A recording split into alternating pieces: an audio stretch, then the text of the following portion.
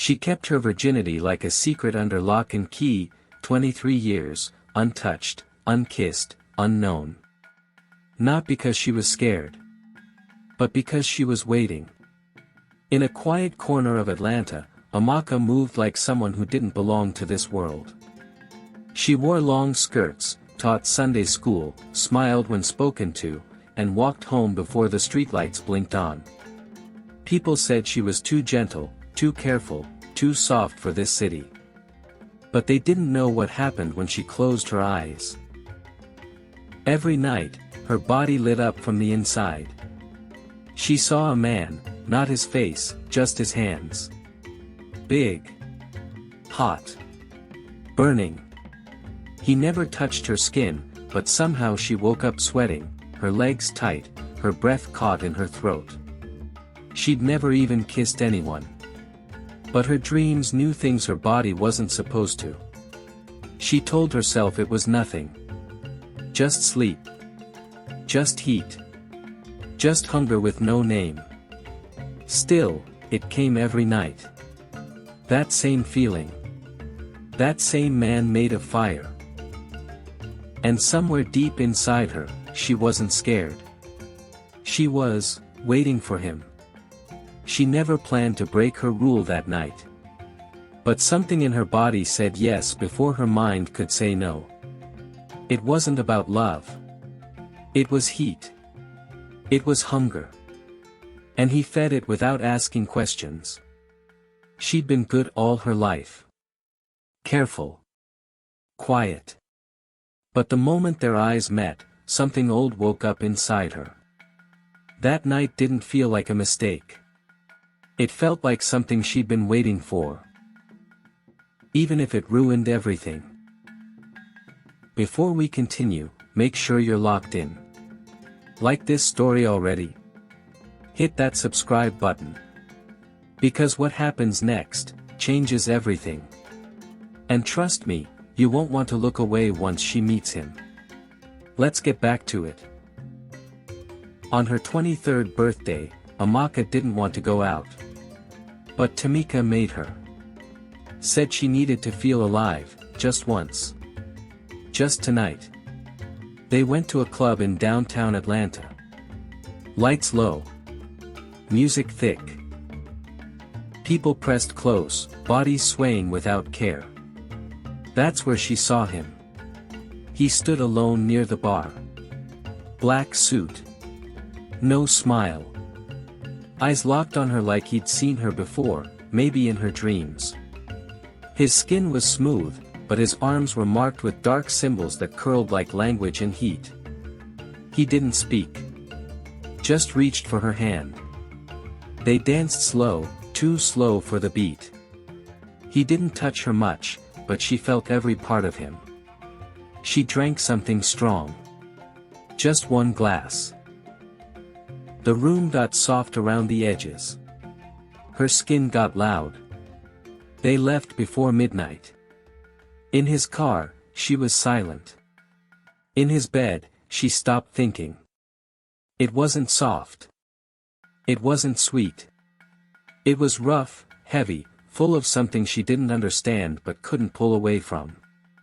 When it was over, he didn't kiss her. Didn't hold her. Didn't speak. She turned to ask his name. He was already gone. She gave him her first.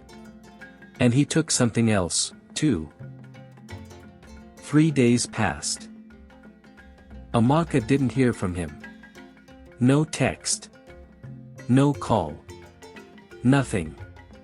She tried to forget the night, but her body wouldn't let her. She felt sore, open, hollow. Her sheets still smelled like him. She told herself it was just a mistake. A night that didn't mean anything. But then he came back. It was morning. Her mother was in the kitchen. Amaka had just stepped out of the shower when a knock came to the door. She opened it, and there he was. He wore all black again. Same eyes. Same silence. But this time, he wasn't alone. Behind him stood a man in a white collar holding a Bible, and another man with a briefcase. They stepped inside without asking. He placed a contract on the table. Her full name was already printed at the top. He said they were already bound. Not by paper, but by what had happened between them. By body. By blood. And by something older than both. Her mother cried out. Said it was evil. Said this man brought death into their home. Then she fainted. Right there on the kitchen floor. Ghost didn't blink. He looked at Amaka and said if she didn't sign the marriage, something would happen. He didn't say what. Just promised her family wouldn't survive it. She held the pen. Her hand shook. Then she signed. That night, sleep did not come gently. When it finally did, it came with screams. She saw women covered in white cloth, standing in fire. One of them looked like her. The woman's mouth opened wide, but no sound came out. Only blood. Somewhere deep in the dream, she saw a name she'd only heard once, her great-grandmother. Married young. Betrayed by a man who used her love to gain power. He died cursed, but not alone. The curse followed his seed. Amaka woke up cold, her pillow wet with sweat. Her hands were shaking. She looked at the ring on her finger and knew something was wrong.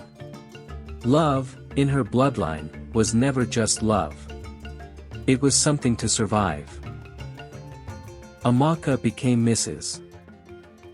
Ghost with no wedding, no music, no joy. Just a signature and silence. He moved her into a mansion on the edge of the city. It was too quiet, too clean, and full of cameras that watched her day and night. There were no locked doors, but she never felt free. The air in the house was heavy, like it belonged to someone else. Even the walls seemed to listen. Ghost never raised his hand, never shouted. But he didn't need to. He bought her silk, perfume, shoes she never asked for. He dressed her like a doll and walked past her like a ghost. His eyes never softened, not even once. At night, he would come to her. It was never gentle. Never soft. He didn't kiss. He took. It wasn't just her body he wanted. It felt like something deeper, like he was pulling from inside her. Draining something she couldn't name.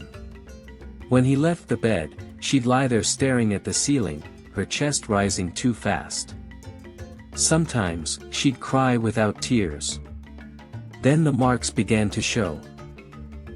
Small, black roses bloomed on her skin. On her thigh. Her ribs. The back of her shoulder. Not drawn, not burned, just there. She touched them. They didn't hurt, but they weren't hers. One night, she followed his footsteps into a side room. Inside were men. 11 of them. Each with matching tattoos, sharp eyes, quiet mouths. They looked at her like they knew what she'd done. One of them pulled her aside and whispered. He wasn't always like this. He died. Came back. Wanted revenge. But he needed something first. He needed a soul. Then he stepped back, nodded toward her. You gave it to him that night. She left the room shaking. In that house, she wasn't a wife. She was a key. A cage. And something inside her had already been taken. The house had many rooms, but one stayed locked. No key. No handle. Just a blank door like it was painted shut. One morning, while he was gone, it opened. She didn't touch it. It just opened. Inside, the air was cold. Candles flickered though no one had lit them. Bones lay in a glass box at the center of the room. Around them, her photos. Childhood. Teen years. Her face staring back at her like it had been studied for years. In the far corner stood a mirror. Tall. Old. Covered in dust. She walked to it. But it didn't show her standing there. It showed a version of her that never met him. That never went to that club. She was in a small apartment, smiling, holding a baby. A man stood beside her with soft eyes and brown hands. That life looked quiet. Safe. Behind her, he spoke. He didn't yell. He didn't beg. Just said what he had never said before. He had been cursed to wander. Years. Maybe centuries. The curse had one way out. A willing virgin. A body that gave itself without force. She was that door. That night had set him free, but not fully. He was tied to her now. Her soul inside him. If she walked away, he would die. If she stayed, she would slowly disappear. Not all at once, but piece by piece. Her light. Her fire. Her name. No one else could undo it. No prayer. No ritual. Only her choice. She stood there in silence, the mirror still showing the life she never got to live.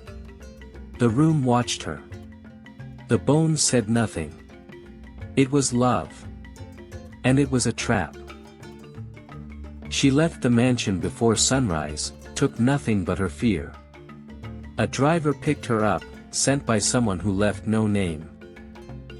The car took her to Savannah, where the city slowed down and time felt older. The house sat at the edge of the trees, small, quiet, covered in cloth and smoke. An old woman waited inside.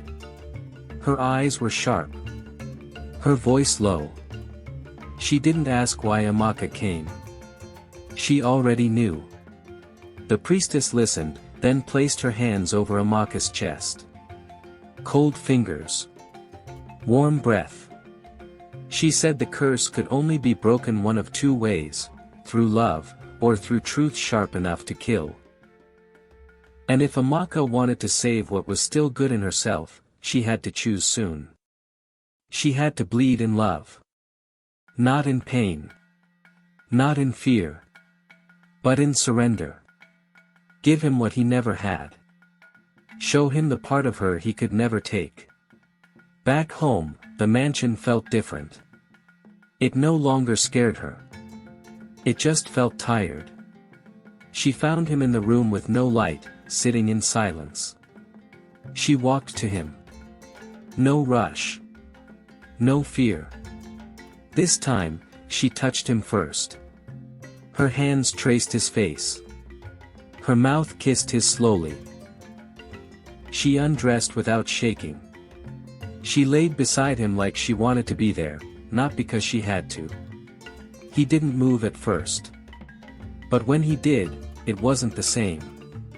There was no hunger, no violence. Just skin. Warmth. Breathing. Her voice whispering his name like it was safe now. When it ended, he held her. And then, for the first time, his body shook, not from anger, not from power. He cried. Tears fell from a man who had none left. And she didn't wipe them away. That night, something shifted. His hands weren't cold anymore. His skin felt alive. He touched her like he could finally feel her. He laughed, soft, confused, like he didn't know what laughter was supposed to sound like. He looked at her like he wasn't haunted. For the first time, he was human. But not for long. The 11 hands came before morning. No knock. No warning. Just broken glass, footsteps heavy on the floor, guns drawn. They had seen the change. They knew the curse was breaking. And they hated it. They needed him soulless. Needed the bond to stay. Without it, they lost power. They lost control. He grabbed Amaka, told her to run. She stayed. Bullets flew through the walls. Wood splintered. Blood hit the marble. Ghost fought them off one by one. His strength was still there, but it flickered. He was weakening with every breath. One of the men raised a gun. Amaka stepped in front of him. The shot hit her just below the ribs. She didn't scream. Just looked at him, eyes wide, body shaking. Her blood touched the floor first, then the walls, then the air around them. Everything caught fire. Not flames from a match. Not heat from a gun. A different fire, old, quiet, final. It rose from her skin and wrapped the room in red. Ghost held her as she collapsed. His hands trembling against her cheek. He whispered something, but the fire took the words. Then his body broke apart, first his hands, then his arms, then his face. Ash filled the air like smoke, and he was gone. Weeks passed. Amaka survived, but she didn't speak much. Her body healed, but her voice stayed low, like it had seen too much to come back whole. The mansion was gone. Burned down to the bones. Nothing left but silence. But something grew. In the place where the house once stood, a garden rose from the dirt, dark, quiet, full of black roses. They bloomed without water, without sunlight, without touch. People walked past but never stopped. The flowers made them uneasy. Amaka came every morning.